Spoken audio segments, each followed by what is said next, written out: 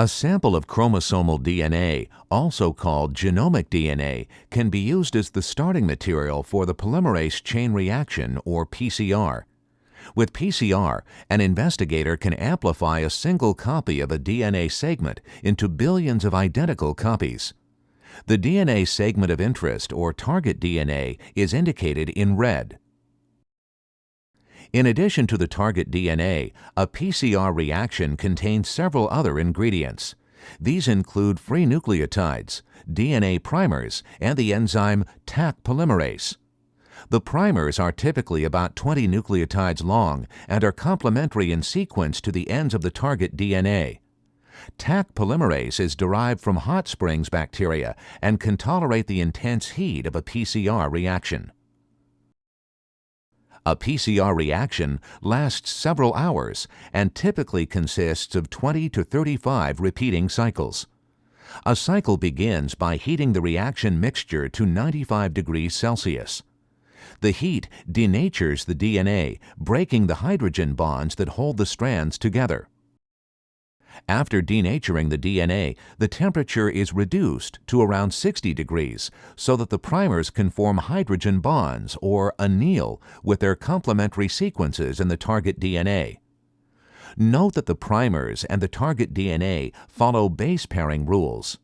An adenine, A, pairs with a thymine, T, and a cytosine, C, pairs with a guanine, G.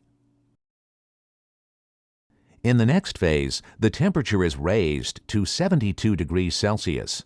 Taq polymerase functions optimally at this temperature and begins polymerization, adding nucleotides to the 3' end of each primer attached to the DNA strand. After one complete cycle, there are 2 double-stranded copies of the target DNA.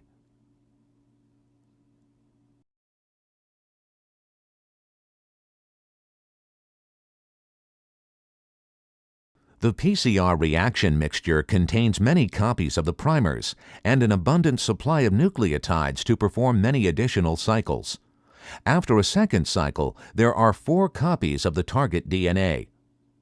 After cycle 3 is finished, there are 8 copies of the double-stranded target DNA sequence. Note that only 2 of the double-stranded copies consist of just the target fragment. The others also include flanking DNA regions. As the number of cycles increases, the products consist of a greater proportion of fragments with just the target DNA.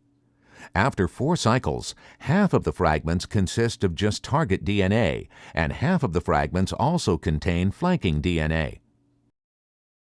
With each additional cycle, the number of copies of our target sequence doubles.